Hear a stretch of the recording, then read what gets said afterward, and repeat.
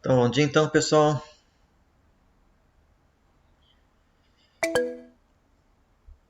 Então, são 10 horas e nós vamos então começar a nossa aula.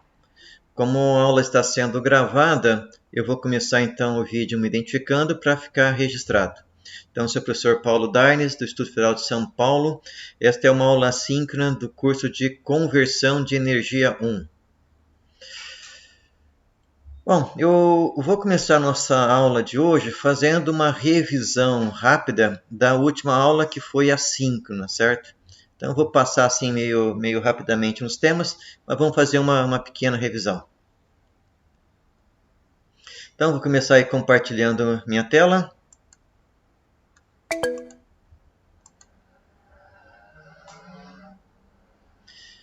Tudo certo aí com o áudio e com o vídeo, pessoal?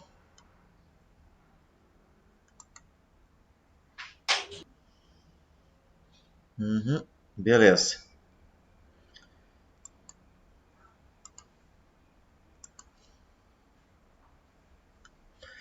Bom, então, na última aula,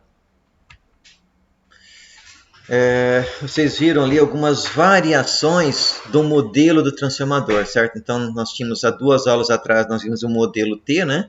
Que é o modelo mais completo para o transformador. E na aula passada, vocês começaram a aula, então, vendo algumas simplificações. Então, a primeira simplificação que a gente pode aplicar no modelo T, nós tínhamos, então, 2 impedâncias no secundário, 2 impedâncias aqui no primário, né? A resistência e a reatância, tanto no primário quanto no secundário. Então, nós podemos agrupar essas 2 reatâncias e as 2 resistências que estão em série em uma única reatância e uma única resistência. Então, essa reatância equivalente é a reatância de dispersão do primário mais a reatância de dispersão do secundário referida ao primário, certo? Para o caso de nós obtermos esse modelo equivalente L referido ao primário. RC e XM continuam a mesma coisa, certo? E continua sendo a resistência de perdas no núcleo e a reatância de magnetização. E é claro, né, a resistência equivalente é o R1 mais o R2'. O nosso teste ali de curto-circuito e circuito aberto, para obter os parâmetros do transformador, na verdade ele obtém esse modelo aqui, né? Porque a gente não consegue naqueles testes separar a resistência R1 da R2' e nem a reatância XL1 da XL2'. Então, na verdade, que a gente obtém esse modelo aqui. Bom, é possível deixar a resistência de perda e a reatância de magnetização na entrada, ou seja, do lado esquerdo ou do lado direito, certo? Dá uma pequena diferença nos cálculos, né? Se eu faço um ou outro, mas eu posso optar aí por fazer de uma forma ou de outra, certo?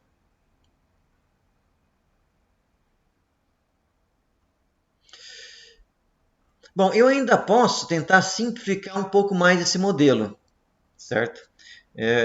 Uma simplificação que eu posso fazer é considerar que eu não tenho perdas no núcleo e nem que eu precise de corrente de magnetização. Então, se eu fizer isso, o meu modelo vai ficar mais simplificado ainda. Fica simplesmente os componentes em série. E eu posso aplicar ainda mais uma simplificação, que é simplesmente desprezar aí a resistência e considerar somente a reatância e dispersão. Bom, a pergunta que a gente pode fazer aí, né, quando utilizar uma simplificação ou outra, certo? E a resposta depende do problema que a gente está estudando.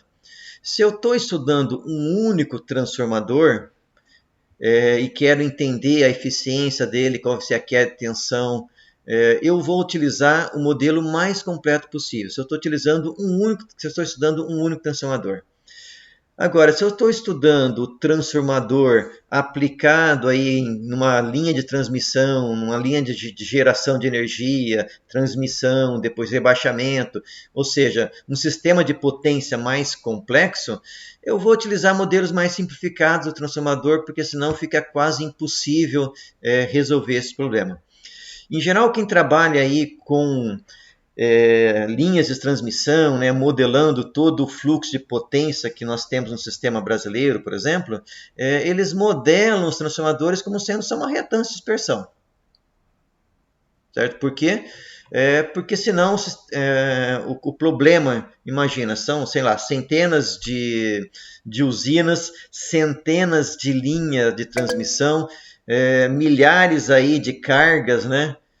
Fica praticamente impossível eu estudar esse problema se eu aplicar um modelo completo do transformador para todos os transformadores que eu tenho no sistema.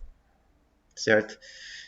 Então, dependendo do problema que eu vou estudar, eu posso utilizar um modelo mais simples ou um modelo mais completo para o transformador. Bom, aqui tem um exercício, esse exercício está resolvido nos vídeos, né? Mas eu vou colocar aqui o resultado para a gente analisar a diferença aí entre um caso e outro, certo? Então, nesse problema, nós temos o mesmo transformador do exercício 1, onde a tensão no primário 2.400 volts, com uma carga resistiva de 1,2 conectado no lado de baixa tensão. Então, o lado de baixa tensão era 240 volts, né? Então foi conectada essa carga aí de 1,2. Então, aqui pede para calcular o fasor da corrente no lado de alta e no lado de baixa e de magnetização referido ao lado de alta, ou seja, lado de alta o primário. E pede para fazer isso para o modelo L. Então lembre que no modelo L eu posso colocar reatância e magnetização do lado esquerdo ou direito, ou seja, eu tenho duas variações, mesmo para o modelo referido para o primário. Item B, o modelo desprezando a corrente e magnetização. E por último, aí, o modelo somente com a indutância de dispersão, sem a resistência também em série. Então, notem que, primeiro, comparando as duas variações que eu posso ter no modelo L, a diferença aí que eu tenho entre a corrente I1 na entrada é muito pequena, certo? Aqui, na verdade, é a I2 linha, certo? Não é I2 na carga. A I2 praticamente não teve diferença e a corrente de magnetização deu uma pequena diferença aqui, menor que 1%, né, de diferença, né? Quando eu então desprezo a corrente de magnetização, ou seja, considero que o meu circuito não tem o RC e o XM, vou para o modelo um pouquinho mais simplificado, notem que a diferença aí para a corrente I1 e I2 foi quase insignificante, certo? Você vê, praticamente não tem diferença. Quando eu também desprezo a resistência em série, deu uma diferença um pouquinho maior, né? Aqui eu acho que ainda está, mas ainda está assim num erro aí de 1, 2% no máximo.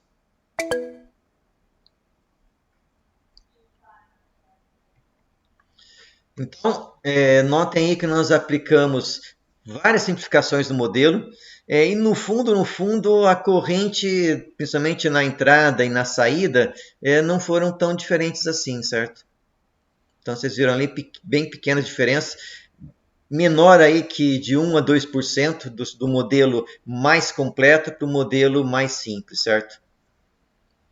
Então, esse exercício tem resolvido nos vídeos. Como nós estamos fazendo uma revisão, eu não vou resolver ele em detalhe agora, certo? Vamos então continuar a nossa revisão.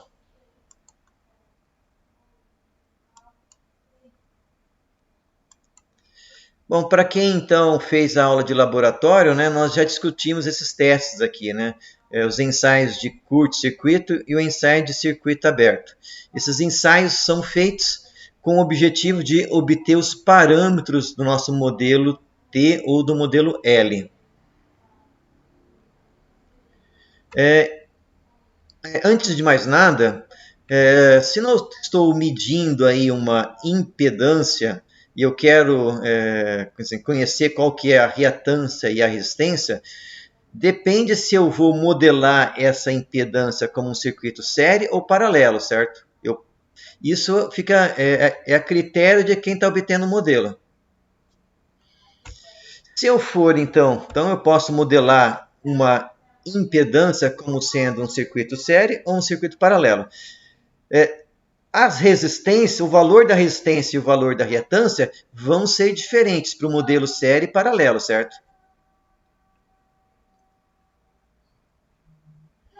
Então, se eu optar por representar a minha impedância por um modelo série, e eu estiver então calculando aí, ou medindo a corrente, a tensão e a potência ativa na entrada, então lembrando que corrente eu meço em série, tensão eu meço aí em paralelo com a carga, e para medir potência eu preciso medir tanto a corrente quanto a tensão. Então, voltímetros e amperímetros têm somente 2 terminais de entrada. Watímetros têm 4 terminais, certo? 2 terminais para nós conseguirmos medir a corrente e 2 terminais para poder medir a tensão, para que o watímetro possa calcular então a potência. Os watímetros mais antigos, eles só nos davam aí a potência em watt. Watímetros mais modernos hoje em dia, eles dão leitura de corrente, tensão, potência ativa, reativa, fator de potência, certo? Os alicate watímetros ali fornecem todas essas grandezas para a gente. Mas então, se eu estou medindo aí potência, tensão e corrente em cima de uma carga, de uma impedância, e eu vou modelar essa carga como sendo um circuito LR, né? Ou seja, uma reatância indutiva e uma resistência, primeira coisa é que a razão entre tensão e corrente nos dá o módulo dessa impedância. Então, essa impedância aqui, ela representa um triângulo retângulo, né, onde um dos catetos é a resistência, o segundo cateto, que está orientado no eixo imaginário, é a reatância, e a hipotenusa é a impedância. Então, a razão entre tensão e corrente nos dá a hipotenusa, o módulo da impedância. Como o único componente aqui que dissipa a potência ativa é a resistência, a reatância não dissipa a potência ativa, e nós temos várias fórmulas ali, né, para obter essa potência, né? Então, essa potência é igual ao produto da tensão e corrente sobre a resistência. Então, notem que essa tensão que eu estou lendo aqui, ela não está sobre a resistência, ela está sobre o conjunto. Mas sabendo que a tensão é igual a RI, e substituindo na forma da potência, eu sei que a potência é igual a RI ao quadrado. Como eu tenho a corrente que está passando pela resistência, a corrente é a mesma que passa pelos dois componentes, eu posso isolar a resistência, eu sei que a resistência é igual a potência dividido por I ao quadrado. Por último, como a resistência, a reatância e a impedância formam um triângulo retângulo, e eu tenho a impedância e a resistência, eu posso isolar o meu cateto e calculá-lo, certo? Então, impedância ao quadrado menos resistência ao quadrado, extraio a raiz quadrada, eu consigo calcular então a reatância.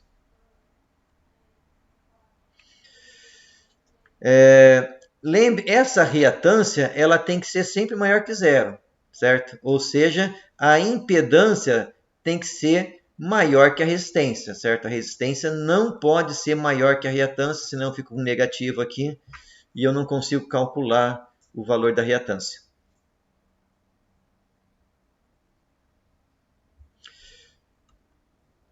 Bom, mas eu também posso modelar essa minha impedância como sendo dois componentes em paralelo, certo? Então, eu continuo medindo corrente, tensão e a potência. Mas notem que a corrente que eu estou medindo, que está entrando na impedância, ela se divide. Uma parcela vai para a resistência e outra parcela vai para a reatância. Ou seja, eu não sei qual corrente está passando pela resistência. Mas a tensão é a mesma sobre os dois componentes. Então, se de novo eu vou utilizar a fórmula da potência em cima de uma resistência, a potência numa resistência também pode ser tensão ao quadrado sobre R. Então, novamente, eu estou isolando a resistência para calcular o seu valor, uma vez que desses dois componentes, somente a resistência dissipa a potência ativa. Bom, por que eu não utilizei a mesma fórmula do slide anterior, certo? Porque eu não conheço a corrente que está passando na resistência. Eu conheço a soma das correntes que passam pela resistência e pela reatância. Mas a corrente que passa só pela resistência eu não conheço. Mas a tensão eu conheço, que está sobre as duas cargas, certo? Uma vez que a tensão está aplicada aqui e aqui, a tensão sobre os dois componentes é o mesmo. Então, eu utilizo uma outra fórmula ali para estar calculando a resistência. Bom, uma vez então que eu tenho aqui a impedância e a resistência, nesse circuito paralelo, novamente eu tenho um triângulo retângulo, mas esse triângulo retângulo ele é formado pelo o inverso da resistência, é um cateto, o inverso da reatância é outro cateto, que tem que ser igual ao inverso da impedância, que é a hipotenusa. Certo? Devido ao fato do circuito ser paralelo, esse triângulo retângulo é feito pelos inversos e não pelos valores diretos. Então, se eu quiser então obter a minha reatância, eu tenho aqui que o inverso da impedância ao quadrado menos o inverso da resistência ao quadrado, extraio a raiz quadrada e inverto, esse é o valor da reatância. Certo? Então, no caso do circuito paralelo, dá um pouquinho mais de trabalho para calcular, né? Mas a gente também consegue calcular os três componentes aí. A gente precisa dessa informação para entender o teste aí de curto-circuito e circuito aberto, certo? Então, eu posso representar a minha carga aí, em paralelo ou em série. Dependendo se é paralelo e série, as fórmulas que eu vou utilizar para calcular a resistência e a reatância são um pouco diferentes.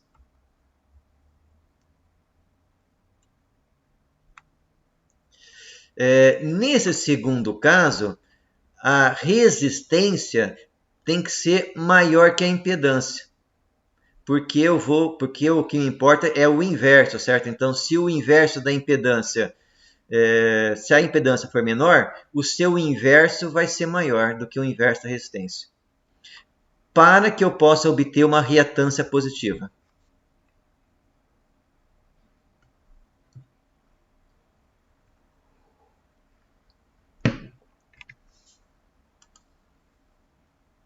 Tranquilo até aqui, pessoal?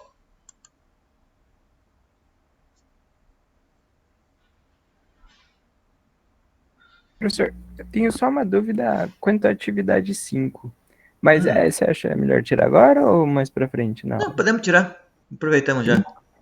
Tá, a gente tem lá o segundo teste, que é o teste de circuito aberto. E tá falando que foi medido no secundário, no lado de baixa tensão.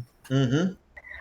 E a potência que foi medida foi 0 watts e a corrente 4,8 amperes.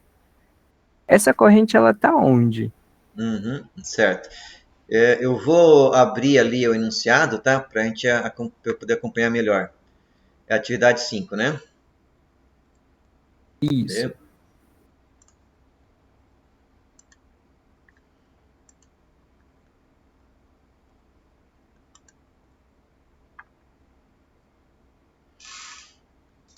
Uhum. O teste de circuito aberto medido no secundário, lado de baixa tensão. Quando eu digo que o teste foi feito no lado de baixa tensão, significa que o transformador também foi energizado por esse lado.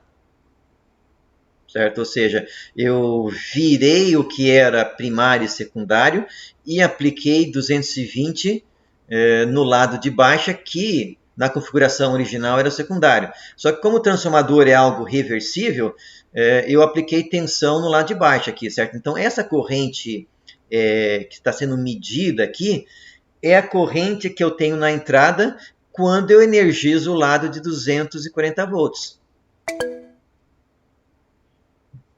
Se eu pegar um modelo, deixa eu ver se eu consigo encontrar um modelo aqui mais completo. Vamos pegar o modelo antes de simplificá-lo, certo?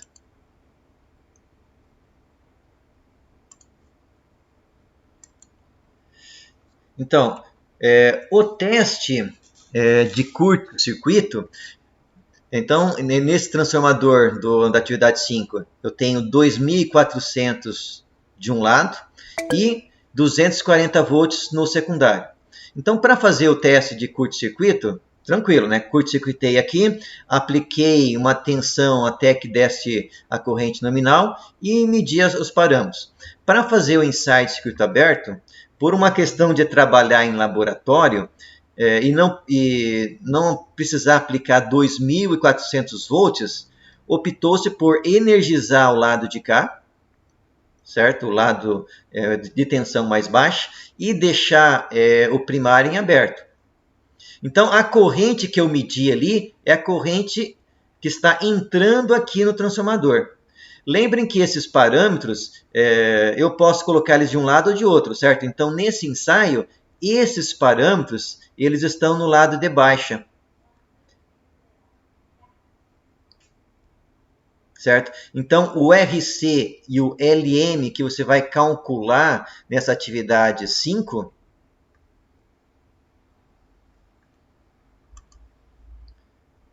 cadê? Na atividade 5, que você mediu aqui, eles estão no lado de baixa tensão.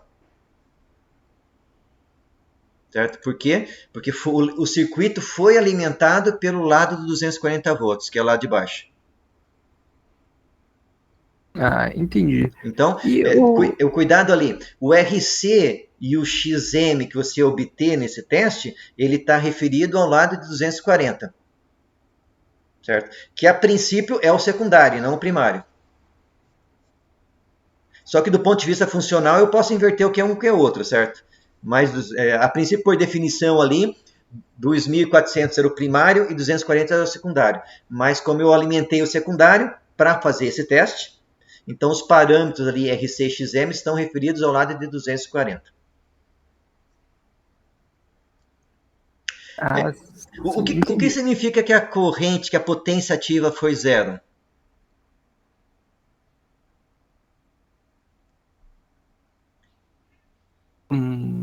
O circuito aberto, que dá uma resistência infinita, né? Infinita, perfeito. Porque está em paralelo, certo? Se a resistência tivesse em série, seria uma resistência nula. Como o circuito é paralelo, é uma resistência infinita. Perfeito. Então, o watímetro também está ali junto com... Está no circuito de baixa, né? Também está no circuito de baixa. Imagina que eu pego um transformador desse e levo para o laboratório, certo? Eu sei que para conseguir, no ensaio de curto-circuito, para conseguir a corrente nominal, eu sei que eu vou precisar aplicar de 10 a 20% a tensão. 10 a 20% de 2.400 é até 240 volts. É fácil ter num laboratório, qualquer laboratório, né? Agora, um ensaio de circuito aberto, eu iria precisar aplicar 2.400 volts para fazer no lado de alta. Não é qualquer laboratório que tem essa tensão. Então, o que foi mais fácil? Alimentar o secundário, que a tensão é mais baixa. Certo? Então, é mais essa escolha aí de qual alimentar, qual lado transformador alimentar, foi mais uma questão de praticidade de laboratório, certo? Dos equipamentos e valores de tensão que você tem disponível e segurança também, né? Trabalhar com 2.400 volts é perigoso, né? Tranquilo? Tranquilo. Obrigado, professor. Tá, por nada. Bom, então vamos aí avançando então. Mais alguma dúvida, curiosidade aí, pessoal, antes que a gente avance?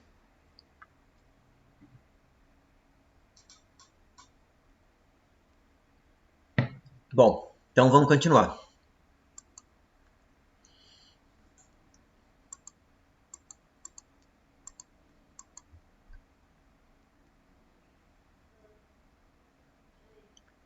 Bom, então nós vimos ali que nós podemos representar então uma impedância com um circuito série ou com um circuito paralelo. Isso vai ser útil para os nossos testes de curto-circuito ou circuito aberto, porque parte dos nossos componentes estão em série e parte dos componentes estão em paralelo. Então, o primeiro teste aí para obter os parâmetros é chamado de ensaio de curto-circuito. Então, nesse ensaio, eu curto o circuito secundário, vou medir tensão e corrente no lado que eu vou aplicar a tensão. E também vou medir potência do mesmo lado que eu vou aplicar a tensão. Então, estou medindo corrente. Como eu curto-circuitei o secundário, eu não posso aplicar tensão nominal aqui, certo? Então, nesse teste, nós ajustamos a tensão da entrada até obter a corrente nominal. Geralmente, essa tensão está na ordem aí de 10%. Um transformador que não é muito bom talvez chegue aí a uns 20%, mas é para ficar na faixa dos 10% no máximo. Então, nesse ensaio de curto-circuito, nós ajustamos a tensão na entrada para obter a corrente nominal na entrada. Uma vez então que eu estou medindo tensão, corrente e potência, de novo, a razão entre tensão e corrente no ensaio de curto-circuito, isso aqui não é corrente contínua, tá? É ensaio de curto-circuito. Essa razão entre tensão e corrente, que a gente mede em multímetro, no multímetro a gente só vê o módulo, né? Nós não vimos a fase, ela nos dá a impedância. E a potência dividido pela corrente ao quadrado nesse ensaio de curto-circuito nos dá a resistência. Uma vez que eu tenho a impedância e a resistência, eu consigo calcular então a reatância. Certo? Observando o modelo do transformador, nós vamos ver então que essa resistência é o R1 mais o R2' e essa reatância é o XL1 mais o XL2', certo? A princípio, nesse ensaio, eu não consigo separar esses dois valores, certo? Eu não sei qual parcela dessa resistência é o R1 e qual parcela é o R2'. E o mesmo para a reatância, certo? Em geral, o que se faz é aplicar 50% para cada. Certo? Mas isso é uma aproximação, certo? Então, se eu olhar o modelo do transformador, aplicar um curto na entrada e ver aí o que eu estou medindo, por uma questão aí construtiva, né, esses componentes que estão em série, eles são muito menores que os que estão aqui em paralelo, que é o RC e XM. Então, RC e XM, eles são valores bem elevados. Como eu tenho esses dois componentes em paralelo, dois componentes pequenos que estão em paralelo com componentes elevados, esses dois paralelos acabam dando somente o valor dos componentes menores. Certo? Ou seja, eu posso desprezar esses componentes que estão em paralelo. Certo? Uma outra maneira de eu pensar isso aqui é o seguinte: quando eu tenho aqui a tensão nominal, eu praticamente também tenho o mesmo valor de tensão nominal em cima desses componentes. Agora, no ensaio de curto-circuito, essa tensão é muito baixa. Ou seja, essa corrente de magnetização que já é baixa, é mais baixa ainda no ensaio. Então, a corrente que tem aqui vai ser muito, muito baixa nesse ensaio. Então, eu posso desprezar esses dois componentes. É claro que isso é uma aproximação. Então, se eu desprezar esses componentes, o meu circuito fica somente os componentes que estão em série. Então, a resistência que eu meço é o R1 mais o R2', e a reatância que eu obtenho nesse ensaio é o XL1 mais o XL2'.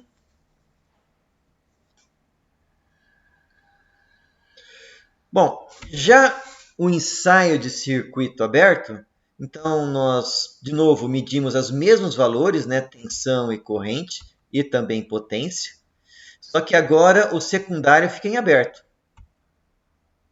E simplesmente aplicamos a tensão nominal, certo? Então, como o secundário tem aberto, eu venho aqui e aplico a tensão nominal.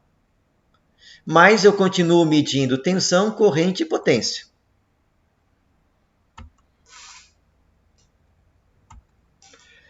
Bom, agora, primeiro que no ensaio de circuito aberto, a tensão e a corrente continuam sendo um módulo da impedância.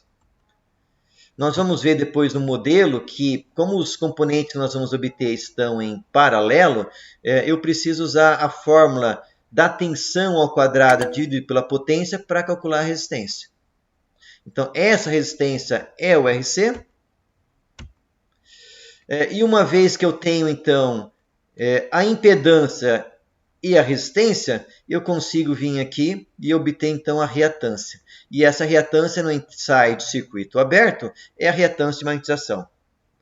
Bom, vamos observar um modelo para ficar mais claro isso aí, certo? Então, como agora eu estou aplicando tensão nominal e o secundário está em aberto, automaticamente eu não tenho I2 aqui, certo? O I2 é zero. Bom,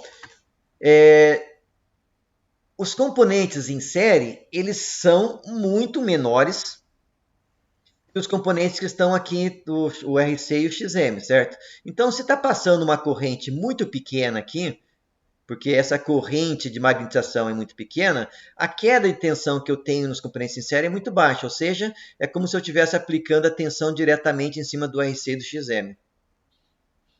Porque nesse ensaio, a corrente é muito baixa. Então, eu posso desprezar esses dois componentes que estão aqui em série e considerar que o meu circuito é somente o RC e o XM. E notem que esses dois componentes estão em paralelo, certo? Então, a fórmula para calcular a reatância é um pouco diferente. E para calcular a resistência também, né? Então, resistência que eu calculei no teste de circuito aberto é o RC. E a reatância que eu calculei no teste de circuito aberto é o XM.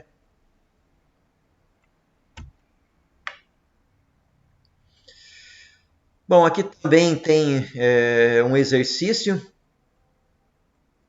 que eu acredito que também esteja resolvido nos vídeos, certo? E vocês têm aí também o resultado aí para estar conferindo depois.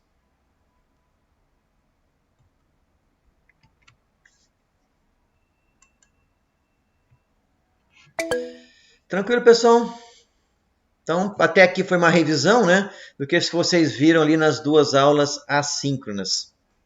Deixa eu ver, tem um comentário aqui, só vi agora.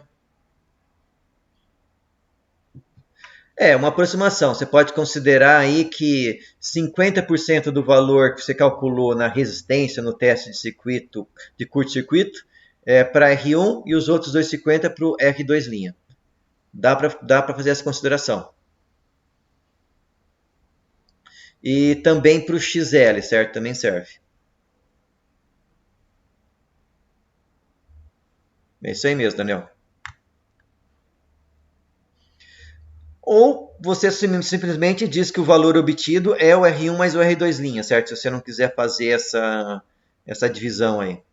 Se fizer isso, está correto, tá? Esperar o Daniel terminar de digitar.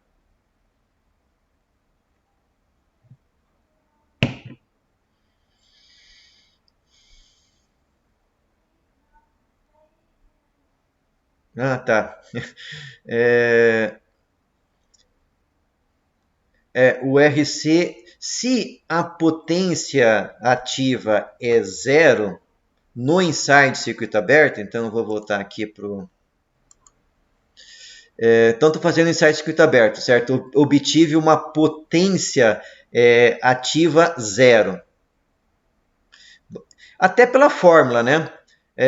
Quando você colocar aqui zero nessa potência, vai dar infinito o R, certo? Então, significa que se a potência ativa deu zero nesse ensaio, significa que eu não tenho nenhum componente consumindo potência ativa. Então, esse componente tem que ser infinito, porque ele está em paralelo. Se fosse no ensaio de circuito, de curto-circuito, vou para o outro ensaio de curto-circuito, deixa eu ver se estou com ele aqui, e a potência tivesse dado zero, significa que o componente é nulo, certo? Componente, quando a potência ativa é zero, para componentes que estão em série, a resistência é zero. Para componentes que estão em paralelo, essa resistência é infinita, certo? A própria fórmula já nos dá isso aí, certo? Quando eu substituo potência zero aqui, dá resistência infinita.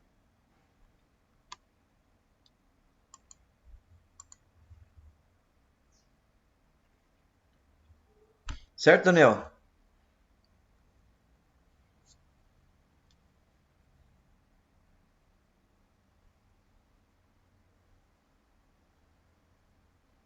Tranquilo, então. Bom, então até aqui foi uma revisão da última aula assíncrona, né? Agora vamos entrar no conteúdo da nossa aula de hoje, que é sobre autotransformador.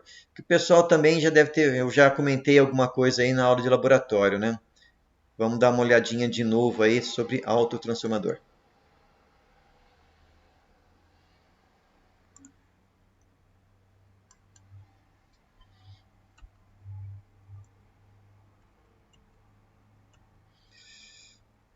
Bom, aqui é um conceito chamado aí de regulação de tensão, que é utilizado para medir a qualidade aí de um transformador, certo?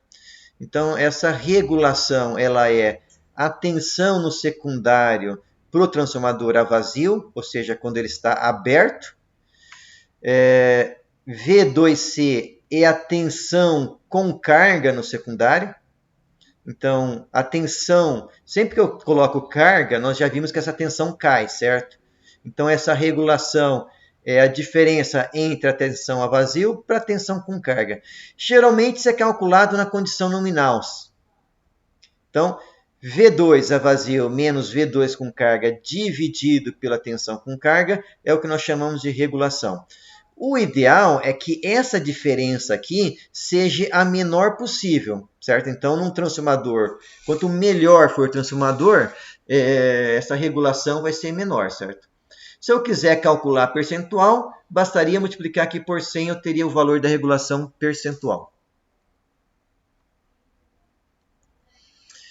Bom, então, autotransformador. Então, o autotransformador, ele é um transformador que eu abri mão da isolação elétrica, certo? Então, normalmente eu tenho a bobina do primário e secundário separadas eletricamente, né? Nessa construção, eu coloco as bobinas em série. Mas essas bobinas estão sobre o mesmo eixo magnético. Então, a relação de tensão entre E1 e E2, ela tem que ser mantida. Ela continua sendo igual à relação de transformação, a relação das espiras. E a relação de transformação de corrente continua sendo igual ao inverso da relação de espiras. Certo? Então, isso tem que se manter, porque essas bobinas E1 e E2 estão sob o mesmo núcleo magnético. Bom, para um transformador aqui, um transformador de elevação, né, eu poderia ter várias bobinas E1 aqui, ou eu poderia acessar vários pontos no meio dessa bobina, certo? Se eu faço isso, se eu tenho essa segunda bobina com vários taps, eu posso escolher o tap que eu quero, certo? A posição aqui intermediária que eu quiser, para manter uma tensão constante na saída. Então, mesmo que a minha tensão aqui flutue, eu consigo manter uma tensão constante se eu chavear entre as diversas subbobinas que eu tenho aqui nesse E1, certo? Então, é uma construção aí que é possível. Em vez de ter uma única bobina aqui, eu ter várias bobinas que eu possa acessar os seus terminais. Dessa forma, eu consigo regular uma tensão na saída do meu autotransformador. É claro que eu preciso de algum dispositivo eletrônico para estar comutando entre as bobinas. E eu também posso ter esse autotransformador numa configuração de rebaixador, certo? Então, como rebaixador, assim como o transformador, você inverte que é a entrada e que é a saída, aplica a tensão na entrada sobre as duas bobinas em série e pega a tensão sobre uma única bobina. A relação de transformação continua sendo tensão na entrada pela tensão na saída. O número de espiras na entrada é N2.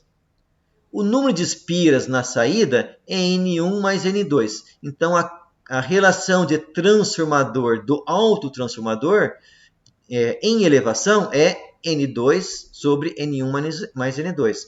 Para o rebaixador, é o inverso. Mas não esqueçam que entre E1 e E2, a sua relação de tensão é N1 para N2. Mas a do autotransformador como um todo fica diferente. Esse tipo de configuração, ele é bem utilizado ali, principalmente em eletrificação rural, né? Onde você tem uma linha que não tem uma tensão muito alta e está passando corrente. Então, em geral, nessas eletrificações rurais, nós temos uma queda grande na tensão em cima da linha, certo? Então, para compensar essa queda de tensão lá na ponta, onde eu vou consumir, a gente pode aplicar um autotransformador para estar aumentando a tensão. E compensar, assim, a queda de tensão que eu tenho na linha. Em geral, essa construção de autotransformador é utilizada para elevar a tensão aqui de 10 a 20%. Certo? Uma outra aplicação aí para autotransformador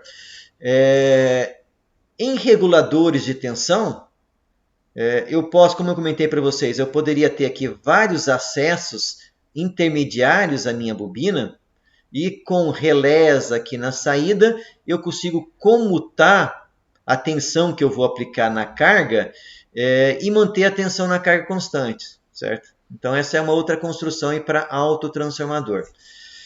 E uma última aí que eu poderia citar são os varivolts.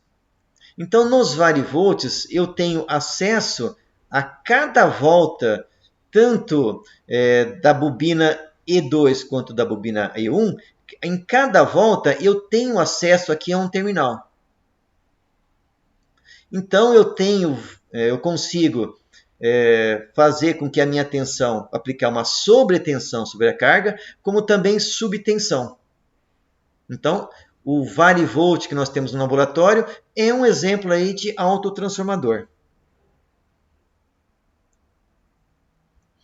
Bom, nós temos 2 exercícios aqui, certo? Eu acho o segundo exercício mais interessante, então eu vou resolver o exercício 7. O exercício 6, que eu pulei, vocês têm os valores, ele é similar, certo? Então vamos lá. Eu vou abrir o Word para que a gente possa fazer esse exercício, mas primeiro eu vou ler o enunciado aí, certo? Então eu tenho um transformador monofásico ideal que tem a seguinte especificação. Então é um resistor de 1000 kVA, 11 kV na entrada e 2,2 kV na saída. Então é um transformador normal, certo? De rebaixador.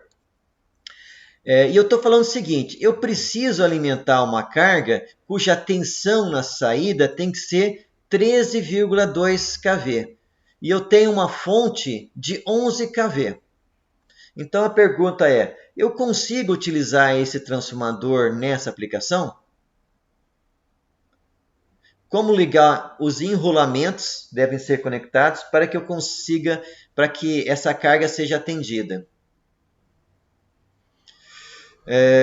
Qual será a corrente máxima nos enrolamentos e na carga? E qual é a potência máxima dessa configuração? Então, se vocês vejam que se eu utilizar esse transformador como transformador normal, a máxima potência que eu consigo transferir é 11 kV, certo? Eu não posso puxar mais corrente que isso na entrada. Então, eu vou abrir o Word para poder resolver para vocês.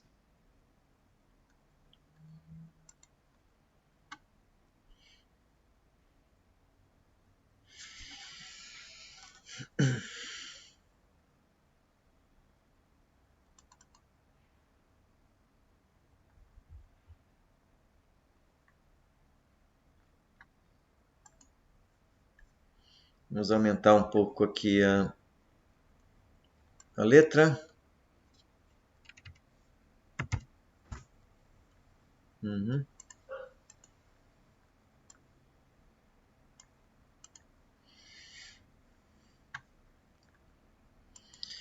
Bom, a primeira ideia aqui é eu ligar essa configuração, esse transformador, como sendo um autotransformador.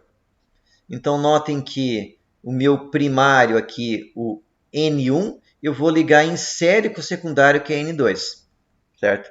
A relação de espiras entre N1 e N2, relação de tensão, tem que ser mantida, certo? Se eu vir aqui e aplicar 11 kV em E1, em E2 eu vou ter 2,2 kV. Por quê? Porque como esses dois circuitos estão sobre o mesmo circuito magnético, independente que eu tenha conectado eles em série, essa tensão aqui vai surgir, certo? Coloquei 11 kV em cima do E1, eu vou ter 2,2 no N2, certo? Beleza. Bom, então, se eu tenho aqui essa tensão, eu vou ter 2,2 no N2, certo? Bom, mas ele está perguntando aí também, né? Opa. Então, ele está perguntando também qual que será a corrente máxima, certo? Então, eu vou supor que eu estou puxando aqui em E2 a sua corrente máxima. E qual que é a corrente máxima na bobina N2? I2, ele vai ser igual... na verdade, fazer algo primeiro. A potência total, ela é igual a V vezes I. Isso é válido tanto para a bobina N2 quanto para a bobina N1, certo? Para a bobina N1, se eu quiser então calcular a corrente, I1 tem que ser igual a V1 dividido por S. É isso aí? Não, é o inverso. Opa, cometendo um erro grosseiro aí, né? Então, é S dividido por V1. Bom, S é 11K. Dividido por... S é 100K. E V1 é 11K. Então, isso aí é igual a 100K dividido por 11K. Vai dar 9 alguma coisa, mas vamos fazer o cálculo correto aqui, né? Então, K com K vai cortar, né? Eu tenho aqui 100 dividido por 11. Isso então dá... Vou arredondar aí para 9,1. 9,1 ampere. Bom, 2 tem que ser igual a S dividido por V2. Então, isso é igual a 100K dividido por V2, que é 2,2 K. Esse A aqui não era para mudar.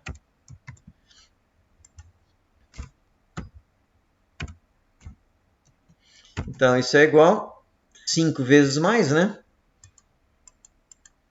Dividido por 2,2. 45,4.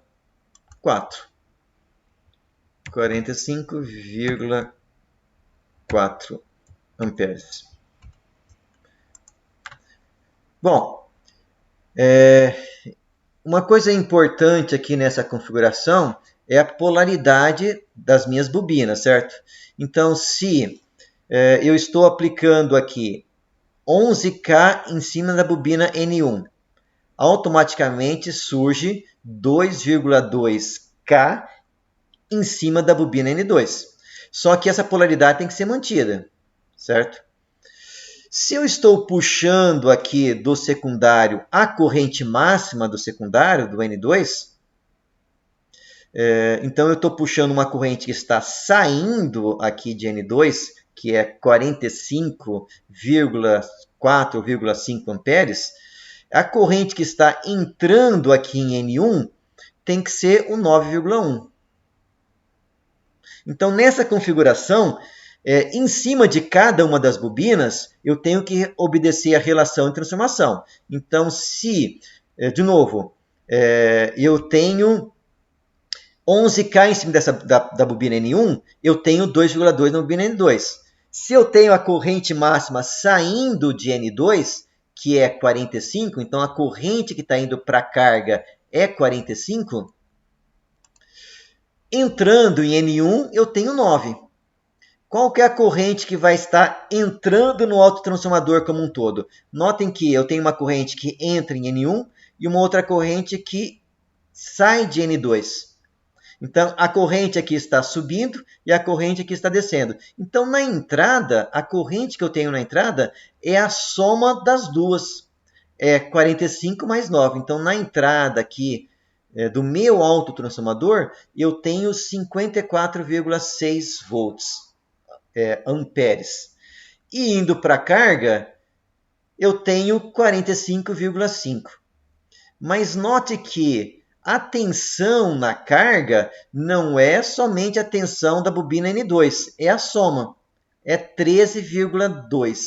Então, se eu pegar a potência que esse autotransformador está fornecendo para a carga, vou chamar de SL de carga, isso é igual a corrente I2, que é I2, vezes V1 mais V2. Então, I2, 45,4 ou 0,5, depende do arredondamento, né? V1, 11K, mais V2, 2,2K. Isso tudo vai dar 13,2K. Então, a potência para a carga, vamos fazer aqui na calculadora, 45,45 vezes 13,2, isso aqui vai estar em K, né? 600K. kVA.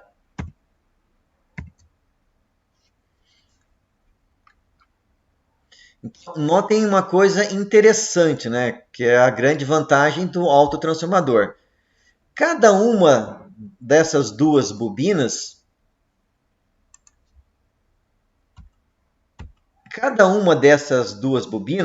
pelo seu circuito magnético, está passando 100 kVA. A minha bobina N1 está passando 100 kVA, na bobina N2 está passando 100 kVA, mas no meu autotransformador como um todo, ele está transferindo 600 kVA. Então, note com uma construção que no modo transformador eu só conseguiria fornecer 100 kVA, utilizando a configuração de autotransformador, eu consigo transferir uma potência muito maior. Isso só é possível porque eu abri mão da isolação elétrica e coloquei as bobinas em série, ou seja, a tensão na saída foi muito maior que o 2,2. A corrente foi a mesma. A corrente máxima na minha segunda bobina foi a mesma, mas a tensão na saída é a soma. Ou seja, desses 600 kV, uma parcela está passando pelo circuito magnético, mas a maior parte está passando somente pelo circuito elétrico, porque eu abri mão da isolação. Certo? Então, esta que é a grande vantagem aí dessa configuração de autotransformador. Você abre mão da isolação elétrica, só que você consegue transmitir uma potência muito maior. Se eu fosse construir um transformador para essa configuração de 11 kV para 13 kV e transferir 600 kVA, eu ia precisar de um transformador 6 vezes maior do que o autotransformador. Certo? Então, aí que está a vantagem, certo? Eu consigo transferir muito mais potência com menos material, porque potência em um transformador está ligada a tamanho e está ligada à quantidade de material, certo? Tranquilo, pessoal? Ficou claro aí a ideia? Alguma dúvida?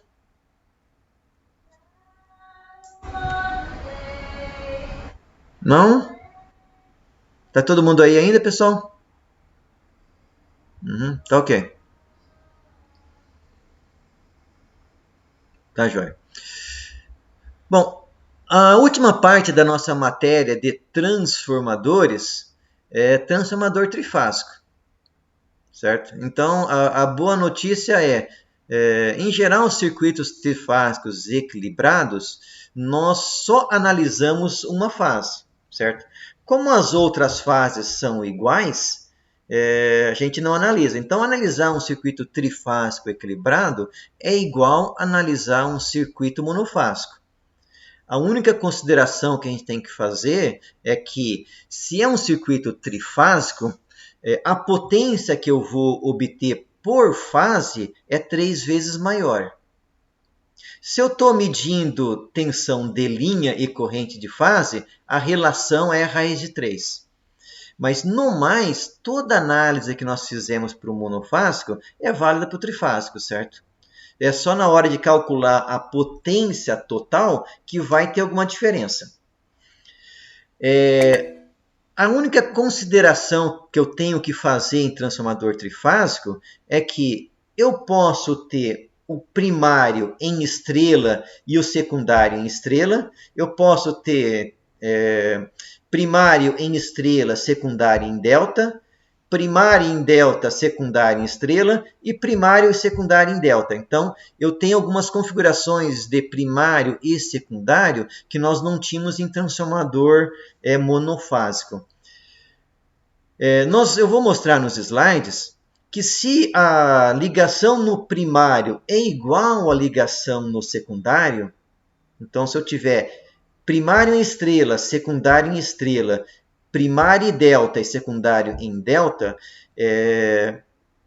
a minha relação de transformação do transformador continua sendo a relação do número de espiras. Agora, se eu tiver primário em delta e secundário em estrela, ou primário em estrela e secundário em delta, aí a relação de transformação vai mudar um pouquinho. Então eu vou voltar ali para os slides e vamos ver essa diferença.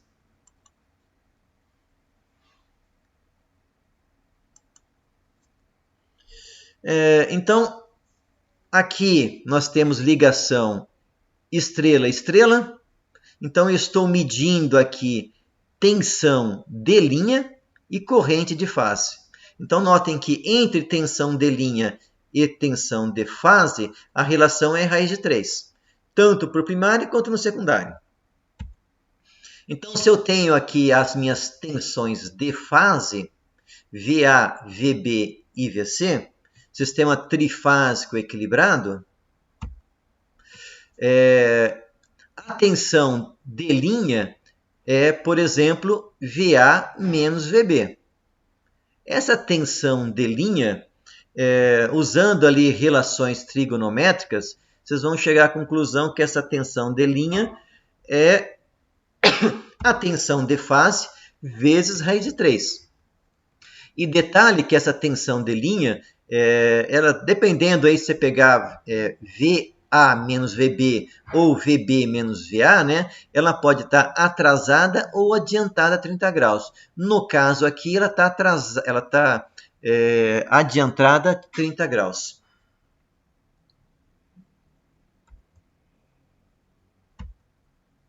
Então, a minha tensão de linha é igual a raiz de 3 vezes tensão de fase, tanto no primário, né, tensão de fase com tensão de fase. No meu transformador, eu tenho aqui uma fase conectada com a outra fase no circuito magnético, né? Então, a relação de transformação entre V2, a minha tensão de fase no secundário e a tensão de fase no primário, é a tensão do primário dividido por A. Então, isso me dá aqui a tensão no secundário. Bom, a minha distribuição de tensão no secundário também é a mesma, certo? Eu vou pegar aqui tensão de linha, VA menos VB, Vou ter então minha tensão VAB, VBC e VCA. Como tanto para o primário quanto para o secundário a relação de transformação de linha para fase é a mesma, eu tenho aí que tanto a relação entre tensão de fase quanto a relação entre tensão de linha é a mesma, certo? Para eu calcular o secundário, V do secundário é igual ao V do primário dividido por A.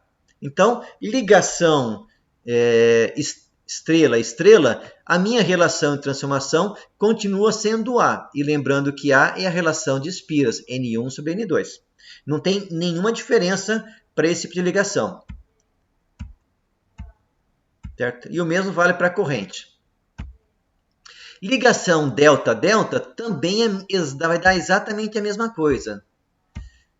Só que agora eu tenho tensão de fase aplicada sobre tensão de linha sobre tensão de linha. Então, a minha tensão de linha do secundário é igual à tensão de linha do primário dividido por A. Mesma coisa para o transformador monofásico, certo? É igualzinho. E a mesma coisa também vale aqui para a corrente. Agora, quando eu tenho primário em estrela e secundário em delta, aí nós temos uma pequena diferença. Por quê? Vamos lá. A tensão de fase do primário, ela está aplicada sobre a tensão de linha do secundário. Então, a minha VL1, ela é igual... bom, isso vale tanto para o primário quanto para o secundário, né? Tensão de linha é igual a raiz de 3 vezes tensão de fase. Então, eu tenho isso tanto primário quanto secundário.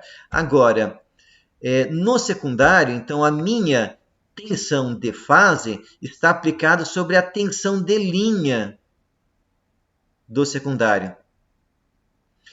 Como o VF1 é VL raiz de 3, então, se eu substituo aqui o V, a tensão de fase do primário pela tensão de linha, então eu tenho que pegar o raiz de 3 e passar para o outro lado, eu vou ficar aqui com raiz de 3 vezes A. Então, a minha relação entre tensão de linha primário e secundário para o transformador ligado em Y delta é A vezes raiz de 3. Então, esse raiz de 3 surgiu devido à ligação diferente entre primário e secundário. Certo? Então, a minha relação de transformação para esse transformador trifásico ligação Y delta não é simplesmente A, mas é raiz de 3 vezes A. Ou seja, a minha relação equivalente para esse transformador trifásico, raiz de 3 vezes A. Para a ligação delta-Y, vai me aparecer de novo raiz de 3, mas vai ser um pouco diferente. Então, notem que agora a minha tensão de linha do primário está aplicada sobre a fase do secundário. Então, tensão de fase do secundário é igual a tensão de linha do primário dividido por A. Como a tensão de fase aqui do secundário eu posso obter a partir da linha do secundário também, então eu quero saber qual que é a minha tensão de linha do secundário, eu vou isolar essa tensão de fase e aplicar aqui em cima. Eu tenho que a relação de transformação entre as tensões de linha dos dois transformadores é A dividido por raiz de 3. Então, a minha relação de transformação equivalente, em vez de ser simplesmente A, é A dividido por raiz de 3. Ligação delta estrela.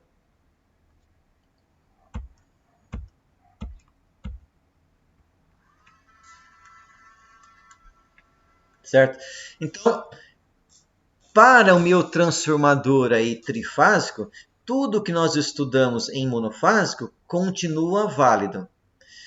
A diferença está na potência total, certo? Que vai ser 3 vezes maior do que a potência que eu tenho por fase.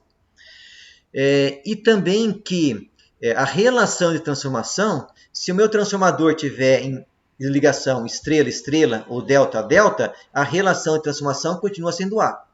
Agora, se ele for delta-estrela ou estrela-delta, a relação de transformação eu vou estar ou multiplicando ou dividindo por raiz de 3, dependendo do caso.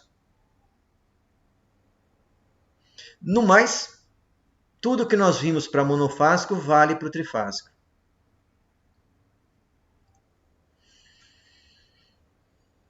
Tem alguém digitando alguma pergunta? Deixa eu esperar para terminar de digitar.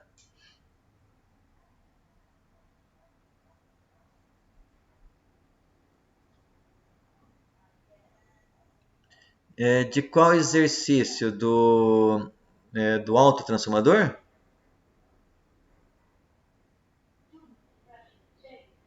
Em Edson? Isso. Você quer ver a parte do Word?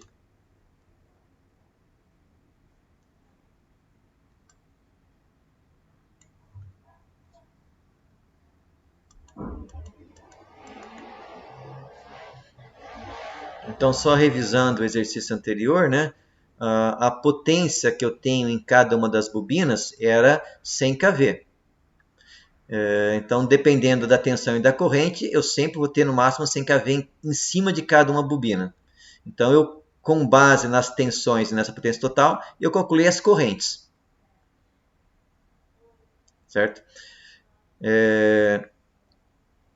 Eu vou voltar aqui o slide.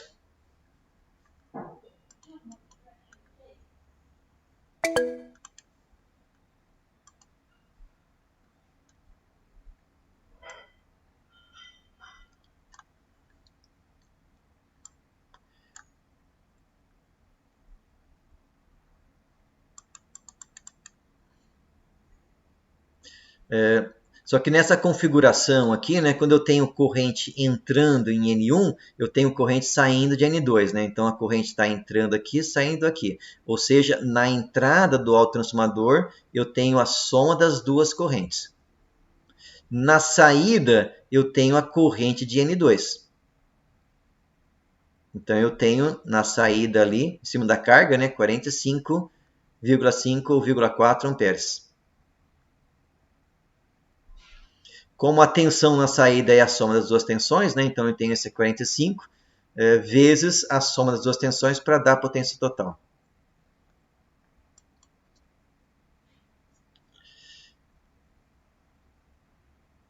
Mais alguma dúvida aí, Edson?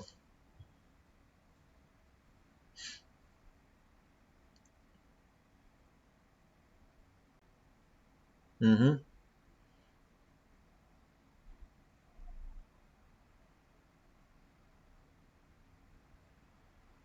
Ok.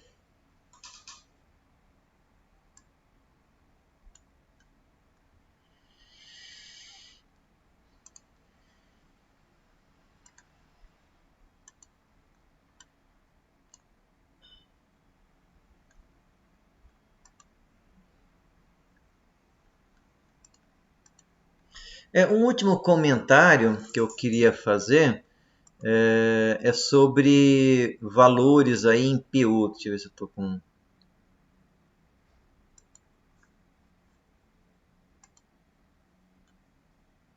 Bom, em sistemas de potência, é muito comum utilizar uma unidade chamada PU, que é por unidade.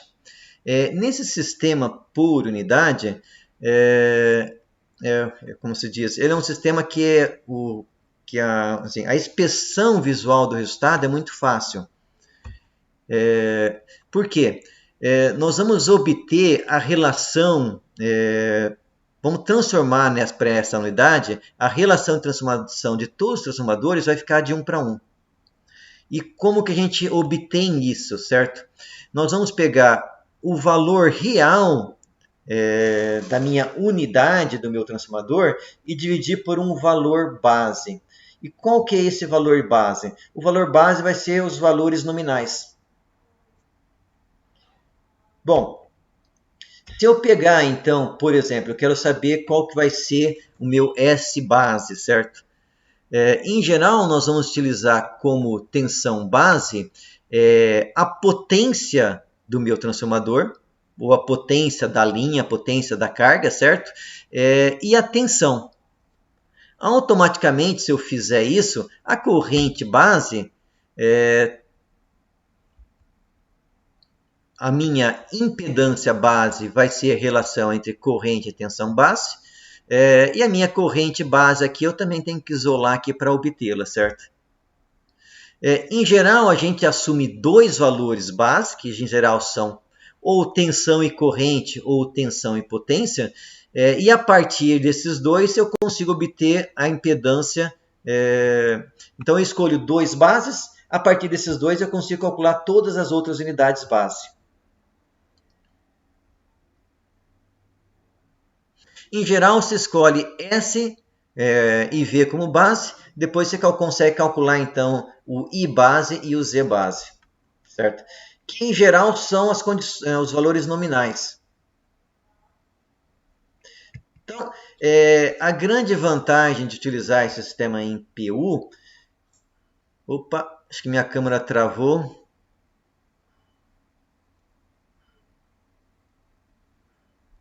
Pessoal, vocês estão me acompanhando ou não? Travou? O meu sistema ficou congelado aqui um pouco. Eu não sei se vocês acompanharam ou não. Está funcionando? Tá, joia. Então, esse sistema base é muito comum para quem estuda sistemas de potência.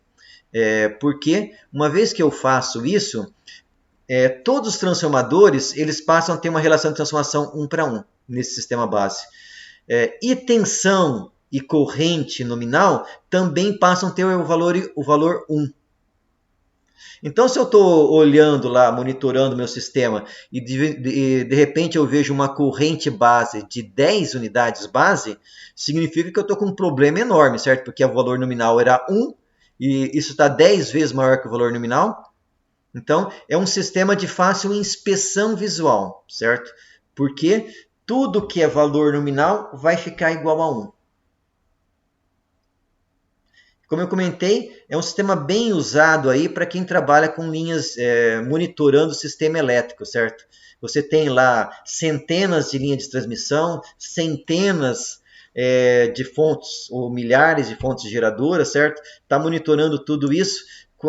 Enquanto as coisas estão perto de 1, está tudo tranquilo. Se alguma coisa sair disso aí, significa que está com problema. Então é o último comentário que eu queria fazer. Sobre essa parte aí de eletromagnetismo e de transformadores. Bom, pessoal, esse era o conteúdo que eu tinha para a nossa aula de hoje, certo? E com isso nós estamos encerrando essa parte de transformador, certo?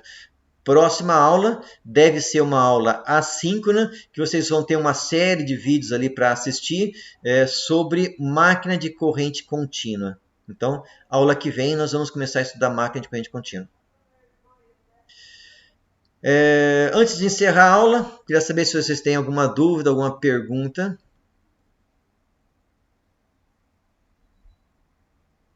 Curiosidades?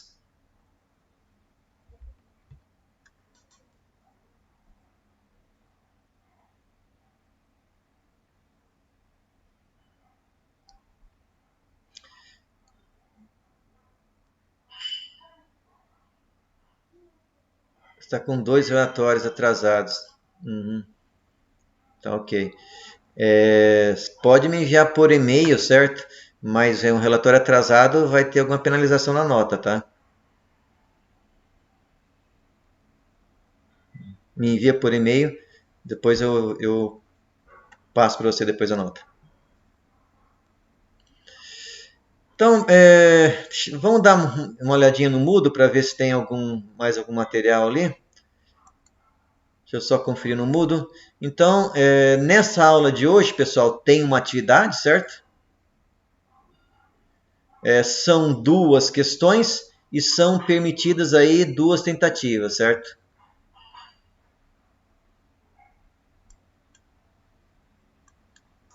Ok? Então não esquecer aí de estar fazendo a atividade do dia de hoje, que se não me engano é até amanhã para entregar. Exato, hoje é 21, você tem então até amanhã aí para estar fazendo essa atividade.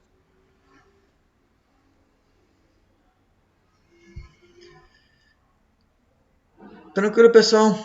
Mais alguma coisa? Tá joia? Bom, pessoal, então esse era o conteúdo aí que eu tinha passado para vocês na aula de hoje, certo? Estamos então encerrando a aula. Semana que vem deve ser uma aula assíncrona, certo? Mas eu vou estar aí online para tirar dúvida de vocês. Então, pessoal, obrigado. Até semana que vem aí.